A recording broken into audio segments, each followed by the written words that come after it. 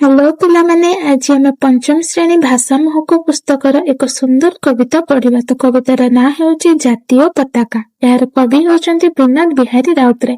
तो चलो कविताटी को आरंभ करिबा। नील आकाशरे उड़े फर फर जेउ तीन रंगी नेत आमरी देशर रखी अछि टेक आमरी पताका सेत। नील आकाश अर्थात गगन तीन रंगी नेत तीनोटी रंग थिबा से पताका। तो पिला माने तुमे समस्त जातीय पताका देखिथिबो जेतेबेले पवन बहे सेतेबेले आमे आम जातीय पताका नील आकाशरे फरफर होई उड़िथिबार देखु। ए पताकार तीनोटी रंग रहिछि यथा केसरिया धଳା ଓ ସବୁଜ। मझिरे नील रंगर अशोक चक्र अछि। ए तीन रंगी पताका को त्रिरंगा पताका बोली कुहाଯାଏ। नील आकाशरे उड़े फर फर जेउ तीन रंगी नेत आमरी देशर रखी अछि टेक आमरी पताका सेत। टेक अर्थात सम्मान मर्यादा बा गौरव। आमरी पताका सेत पताका अर्थात ध्वज बा पताका। तो सारा विश्व रे ए त्रिरंगा पताका आम देशर मान और मर्यादा को बजाय रखी थाए। नेक्स्ट देखिबा। जणाए से आमे स्वाधीन देशर स्वाधीन मनीष जाति डर नाही दिले बाट चालुअछु गौरव फुलई छाती। जणाए से आमे स्वाधीन देशर स्वाधीन मनीष जाति स्वाधीन अर्थात मुक्त। जणाए अर्थात सूचना दिए। आम जातीय पताका आमको मने पकाई दिए जे आमे एक स्वाधीन देशर नागरिक।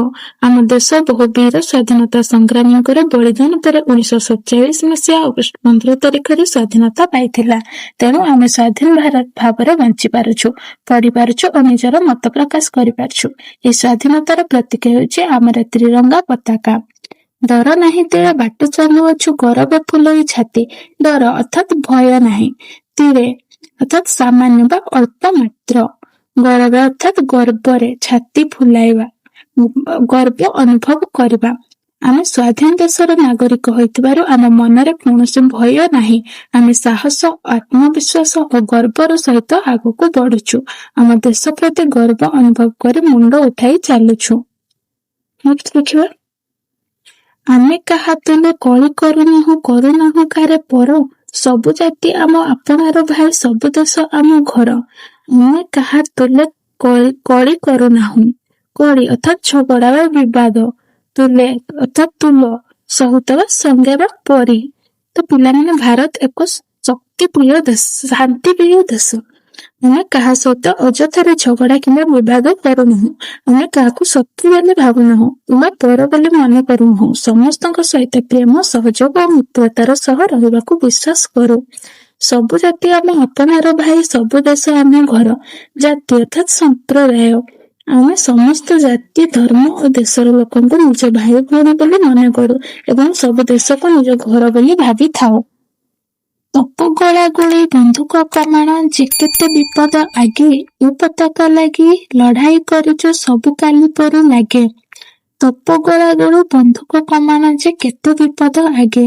पिला माने तप गला गोली बंधुक और कमाण हेउची युद्ध व्यवहृत अस्त्र शस्त्र।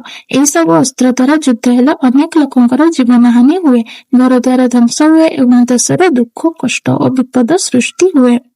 ए पताका लागी लड़ाई करिचो सबु काली परी लागे। पिला माने मते लागुची कालीटा काली हेई पारे। तो काली काली अर्थात तुच्छ बा नगण्य। लड़ाई अर्थात संग्राम बा युद्ध। तो पिला माने हमर वीर स्वाधीनता संग्राम माने जातीय पताकार सम्मान और देशर स्वाधीनता पई अनेक संग्राम करथिले। सेमाने तप कला गुली और बंधुकर भयंकर विपद को मध्य भय करनथिले। देश प्रेम प्रति सेमानकर भल पाइबा एते अधिक थिला जे एही सब कष्ट और विपद सेमानकु काली परि अर्थात अत्यंत तुच्छ और नगण्य मन हेउथिला। हसी हसी केते वीर देले प्राण साधु महात्मा केते कारागार ठारू कारागार जाए पिठी फटाइले बेते। हसी हसी केते वीर देले प्राण वीर अर्थात साहसी व्यक्ति प्राण देले अर्थात जीवन बलिदान कले। साधु महात्मा केते साधु अर्थात सत बा धार्मिक व्यक्ति महात्मा अर्थात होचे महान व्यक्ति। तो आम देश को स्वाधीन करबा पई अनेक वीर स्वाधीनता संग्रामी साधु महान व्यक्ति हसी हसी निजर जीवन बलिदान करथिले। कारागार ठारू कारागार जाए पिठी फटाइले बेते। कारागार अर्थात समुद्र एठारे दूर दूरांतर स्थान को बुझाउछि। कारागार अर्थात जेल या बंदीशाला।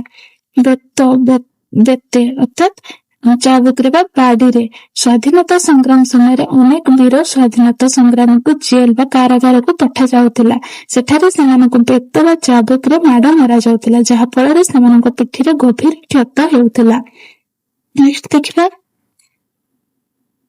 ଆଜି ଏହା ତଳେ ଠୁଳ ହୋଇ ଭାଇ ସରବେଣୀ ମଥା, ବିପଦ ପଡ଼ିଲେ ଲହୁ ଢାଳି ଦେଇ ରଖିବା ଏହାର କଥା। ଆଜି ଏହା ତଳେ ଠୁଳ ହୁଅ ଭାଇ, ଠୁଳ ହୁଅ ଅର୍ଥାତ୍ ଏକାଠି ହୁଅ। ସରବେ ନୂଆ ଓ ମଥା, ସରବେ ଅର୍ଥାତ୍ ସମସ୍ତେ।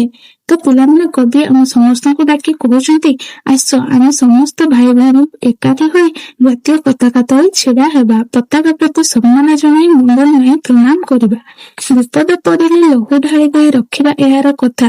ବିପଦ ଅର୍ଥାତ୍ ସଙ୍କଟ ପଡ଼ିଲେ, ଲହୁ ଅର୍ଥାତ୍ ରକ୍ତ ବା ରୁଧିର ବା ସ୍ରୋତ, ଢାଳି ଦେଇ ଅର୍ଥାତ୍ ବଳିଦାନ କରି, ରଖିବା ଏହାର କଥା ଅର୍ଥାତ୍ ଏହାର ସମ୍ମାନ ଓ ମର୍ଯ୍ୟାଦାକୁ ବଜାୟ ରଖିବା। ତ ଯଦି କେବେ ଆମ ଦେଶ ଉପରେ ବିପଦ ଆସେ ତେବେ ଆମେ ଭୟ ନ କରି ଦେଶର ସୁରକ୍ଷା କରିବା, ଆବଶ୍ୟକ ପଡ଼ିଲେ ନିଜ ଲହୁ ବା ରକ୍ତ ମଧ୍ୟ ଦେଇ ସେ ଦେଶର ସମ୍ମାନ ଓ ଜାତୀୟ ପତାକାର ମର୍ଯ୍ୟାଦା ରକ୍ଷା କରିବା। ତ ନେକ୍ସଟ ଦେଖିବା, ସମ୍ପଦରେ ଆମେ ଗାଇବା ଗୌରବ, ହୋଇ ଅତି ମେରି ଭୟ, ଜୟ ଭାରତର ମଉଡ ମଣିଷ ଜାତୀୟ ପତାକା ଜୟ। ତ ସମ୍ପଦରେ ଆମେ ଗାଇବା ଗୌରବେ, ସମ୍ପଦ ଅର୍ଥାତ୍ ସମୃଦ୍ଧି ବା ଉନ୍ନତି, ଗୌରବ ଅର୍ଥାତ୍ ଗର୍ବର ସହିତ, ନିରଭୟ, ନିରଭୟ ହେଉଛି ନିର୍ଭୟ, ଯାହାକି ଭୟହୀନ ବା ସାହସୀ। ଯେତେବେଳେ ଆମ ଦେଶ ସୁଖ ଶାନ୍ତି ଓ ସମୃଦ୍ଧିରେ ରହିବ ସେତେବେଳେ ଆମେ ଗର୍ବର ସହିତ ନିର୍ଭୟ ହୋଇ ଦେଶର ଗୌରବ ଗାଥା ଗାଇବା। ଜୟ ଭାରତର ମଉଡ ମଣିଷ ଜାତୀୟ ପତାକା ଜୟ। ମଉଡମଣି, ମଉଡମଣି ଅର୍ଥାତ୍ ସର୍ବଶ୍ରେଷ୍ଠ ବ୍ୟକ୍ତି।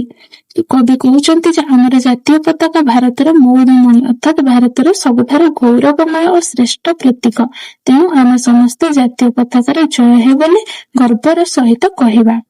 ତ ପିଲାମାନେ ଆଶା କରୁଛି ଭିଡ଼ିଓଟି ତମମାନଙ୍କୁ ଭଲ ଲାଗିଥିବ। ଏହା ଭଲ ଲାଗିଥିଲେ ନିହାତି ଭାବରେ ଲାଇକ୍, ସେୟାର ଓ ସବସ୍କ୍ରାଇବ କରନ୍ତୁ। ଧନ୍ୟବାଦ।